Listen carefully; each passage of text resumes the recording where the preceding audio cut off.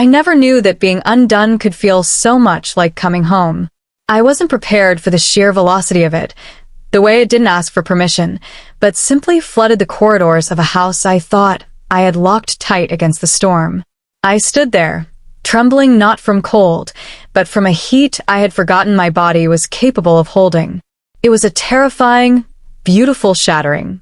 Before I take you into the rooms of this story, before I confess the things I haven't even told my closest friends, I have a small favor to ask. If you find yourself in these words, or if you just want to support this kind of honest storytelling, please take a second to subscribe. It implies a connection between us that I really need right now. Thank you. Now, let's go back. For the vast majority of my adult life, I operated under a very specific set of assumptions. I believed that my personality was a finished structure. I thought I had mapped the borders of my morality, poured the concrete of my character, and that was that. I was the reliable one, the one who colored inside the lines, the one who found solace in the predictable cadence of a well-ordered life. Certainty was my blanket. It kept the chaos of the world at bay. But here's the thing about certainty. It is brittle. It doesn't bend. It breaks. And the night my certainty finally shattered, it wasn't with a scream or an explosion. It started with silence. I was standing in the sunroom of our suburban home. It was 1 a.m. The only light came from the street lamps filtering through the rain-streaked glass. The house was breathing around me, the refrigerator humming, the floorboards settling, and I felt completely, utterly alone. My phone buzzed in my hand, a blue light in the dark. A message I shouldn't have received, from a man I shouldn't have been thinking about. I stared at those words for a lifetime. You see, I hadn't always been this ghost of a woman. Once, my life fit me like a tailored coat. I met Arthur in grad school. We were young, fueled by cheap coffee and grand theories about how the world worked. Arthur was, and in many ways, still is, the embodiment of stability. He was the oak tree in a field of saplings. He was kind without being performative. He remembered my mother's birthday. He fixed things before I even noticed they were broken. When he asked me to marry him, it didn't feel like a whirlwind. It felt like an anchor finding the seabed. It was a promise of safety. And God, we built a beautiful safety together. We constructed a life of impeccable routine. Friday night takeout from the same Thai place, Sunday mornings dedicated to laundry and meal prep, vacations booked 6 months in advance to maximize efficiency. For a decade, I convinced myself that this comfort was the same thing as happiness. No one warns you about the slow-acting poison of good enough. No one tells you that safety, when left unchecked, can slowly metabolize into boredom and then into a hollow sort of loneliness. The erosion was microscopic. We didn't stop loving each other. We didn't fight. We just stopped seeing each other. We became highly efficient roommates running a corporation called Our Marriage. The touches became functional, a peck on the cheek before work, a pat on the arm in passing. Intimacy became a calendar event, squeezed in between tax returns and grocery lists. We stopped asking the dangerous questions. I stopped feeling like a woman and started feeling like a function. I didn't go looking for trouble. I wasn't the type. I told myself that this was the natural evolution of love. That craving, that electric, stomach-dropping spark was immature, a fantasy for teenagers. Then Liam happened. He wasn't some mysterious stranger from a romance novel. He was a consultant brought in to restructure my department. He was in my orbit every day. The first time we really spoke, it was during a chaotic lunch break where everyone was shouting over everyone else. Liam didn't shout. He just looked at me. He spoke to me with a focus that was disarming. He didn't look over my shoulder to see if someone more important was in the room. He didn't ask about Arthur or the house or the commute. He asked me what I was reading. He asked me what I would be doing if I wasn't sitting in that office. And when I answered, he waited. He listened to the silence between my words. The air between us didn't just change, it charged. It was like static electricity before a thunderstorm. I felt it, and I immediately tried to bury it. I am a married woman, I told myself. I am safe. I am settled. But you can't unring a bell. Once I knew that feeling was still accessible, that feeling of being hunted, of being desired, of being seen. I couldn't turn it off. Over the next few months, it was a dance of inches. A lingering look across a boardroom table. A joke that was slightly too personal. A coffee break that lasted 40 minutes instead of 15. Nothing happened. And yet, everything was happening. The potential of it was a drug. I hated myself for the rush, and I loved myself for the fact that my heart could still race. The crossing of the Rubicon happened on a Tuesday.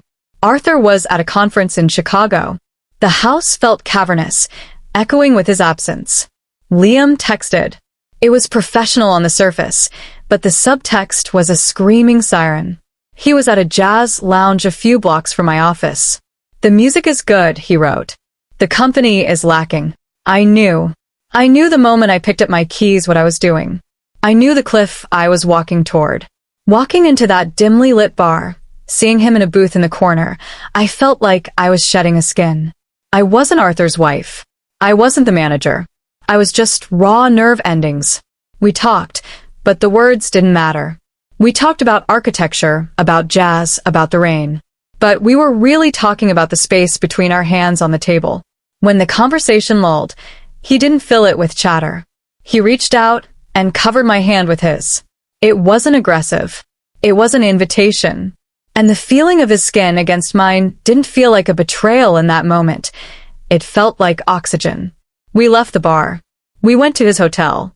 I won't give you the graphic details, because that wasn't the point. It wasn't about the mechanics of two bodies. It was about the surrender.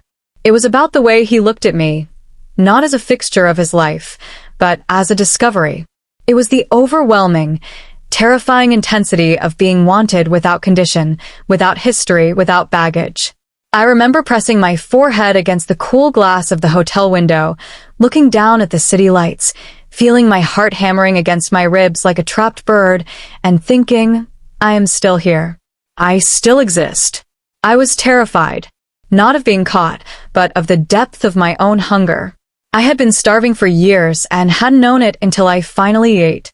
The drive home, the next morning, was strange. I expected the sky to fall. I expected to be crushed by a tidal wave of guilt and shame. I waited for the tears, for the panic. But they didn't come. Instead, there was a quiet, eerie calm. I felt clarified. I felt like a window that had been scrubbed clean after years of grime. I realized then that the affair hadn't been about Liam. Liam was just the mirror. It was about me. It was about retrieving the woman I had locked in the basement to keep the house tidy. I vowed it would never happen again. And it didn't. I cut ties with Liam, cleanly, professionally. He understood. It was a moment in time, a bubble that popped. But while the affair ended, the change in me did not.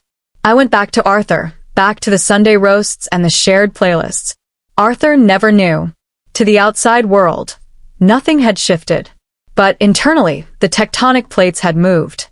I couldn't unknow what I knew. I couldn't pretend that the roommate phase was enough anymore. The ache returned. Not for Liam, but for connection. For passion. I wanted that intensity, but I wanted it here. I wanted it in my real life. Living with that secret was a heavy, silent thing. But living with the distance between Arthur and me was heavier. I watched him across the dinner table, this good, decent man, and I felt a tragic sort of love. We were sleepwalking toward the grave together.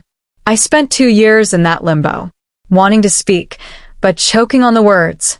How do you look at a man who has provided you with everything and tell him, it's not enough? How do you ask for fire without burning the house down? The night I finally broke the silence, it wasn't planned. It was a power outage. The storm had knocked the grid out, and we were sitting in the living room by candlelight. No TV to distract us. No phones. Just the sound of the wind and the flickering shadows. I looked at him, the candlelight softening the lines of his face, and I felt my courage surge. Arthur, I said, my voice shaking in a way I couldn't control. We need to talk. Not about the house or the bills. About us. He looked up, startled. He saw the tears before I shed them. I'm lonely, I whispered. I'm lonely in this room with you. And I think we've let the best parts of us die, because we were too busy being comfortable. It came out clumsy. It came out harsh. I told him I missed being looked at. I told him I missed the electric charge of being a couple, not just partners.